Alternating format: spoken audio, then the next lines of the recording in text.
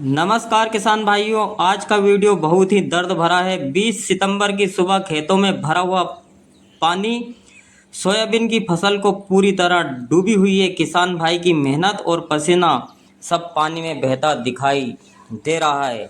आज हम बात करेंगे अतिवृष्टि से फसल का नुकसान, पीला मोजाई का रोग और मौसम की मार, मंडी में गिरते दाम और बढ़ती लागत, और इनके सबके बीच किसान का घाटा कैसे बढ़ रहा है।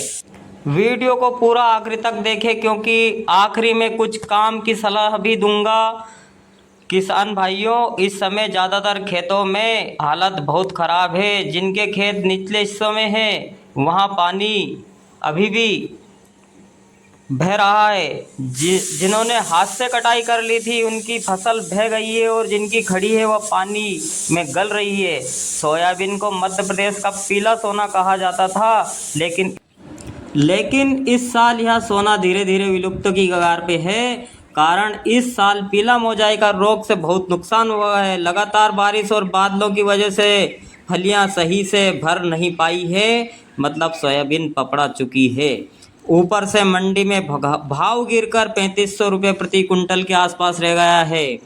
सबसे बड़ा खतरा दीमक और सड़न। पानी निकलने के बाद गीली फसल जमीन पर अगर काट कर गिरा दी है तो उसे दीमक खाकर ख़त्म कर देंगे।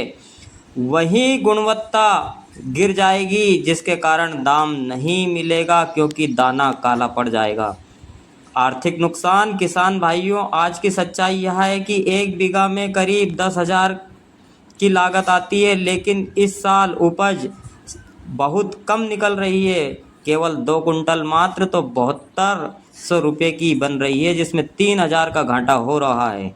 1 बीघा में मुश्किल से 1 कुंटल उत्पादन निकल रहा है, और इस कारण भाव और मेहनत बिल्कुल भी पैसा नहीं मिल पा रहा है। मजदूरी की दिक्कत। हाथ से कटाई के लिए मजदूर मिलना मुश्किल है, वो खर्च भी बढ़ जाता है।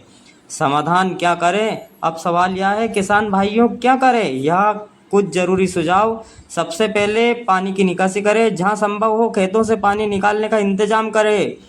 छोटा नाला पंप से पानी बाहर निकालें। जितनी जल्दी खेत को सुखाएंगे उतना नुकसान कम होगा। गिरी हुई फसल को सबसे पहले ज़मीन से उठाए और उसे सुरक्षित जगह जहां पर पानी ना भरे वहां उठाकर रखें। नीचे कुछ पेस्टिसाइड छिड़क दे, जिससे कि दीमक नहीं खाएंगे। कटाई के तुरंत बाद सुखाए और थ्रेशरिंग करें। धूप निकलने पर गीले दानों को फैलाएं, जिससे कि दाना खराब नहीं होगा। सीधे बोरी में न भरें। मशीन से कटाई, हार्वेस्टर से कटाई तब कराएं जब मिट्टी सूखकर हार्ड हो जाए। कीचड़ में हार्वेस्टर फंसने का खतरा कम हो जाएगा। सरकारी योजना का फ़ायदा लें। अभी कई जगह पर अतिवृष्टि राहत योजना चल रही है। फसल बीमा क्लेम करें। इसके लिए अपनी तहसील कृषि अधिकारी से संपर्क करें। भविष्य की रणनीति बनाएं। अगले सीजन के लिए वैरायटी का चुनाव सोच समझ कर करें। पीला मोजाई का रोग प्रतिरोधी बीज का इस्तेमाल करें। सिंचाई और निकासी की व्यवस्था पहले से ही प्लान करके रखें। किसान भाइयों, यह समय बहुत कठिन है, लेकिन हार मत मानिए। अपनी मेहनत कभी बेकार नहीं जाएगी। जहाँ जहाँ संभव हो जल्द से जल्दी पानी निकालें और बची हुई फसल को सुरक्षित करें। सरकार से मदद की मांग करें। बीमा और राहत योजना का पूरा लाभ लें। याद रखिए, मुश्किल समय है, लेकिन यह बीत जाएगा। अगली फसल की तैयारी सही समय पर करें और सही वैरायटी का चुनाव करें। अगर यह वीडियो आपको मददगार लगे तो इसे ज़्यादा से ज़्यादा किसान भाइयों को शेयर करें। कमेंट करके बताएं आपके यहाँ सोयाबीन और पानी का क्या हाल है, आपके खेत में क्या हालात है, ताकि सब मिलकर समाधान ढूंढ सके। चैनल को सब्सक्राइब जरूर करें, और अगली बार नई जानकारी लेकर फिर से मिलेंगे। धन्यवाद। पूरी प्ले लिस्ट बनी है चैनल पर। सोयाबीन की कौन सी वैरायटी आपको लगाना चाहिए जिससे रोगों से बचाव हो सके, तो प्लेलिस्ट पर जाके पूरा वीडियो वॉच करें।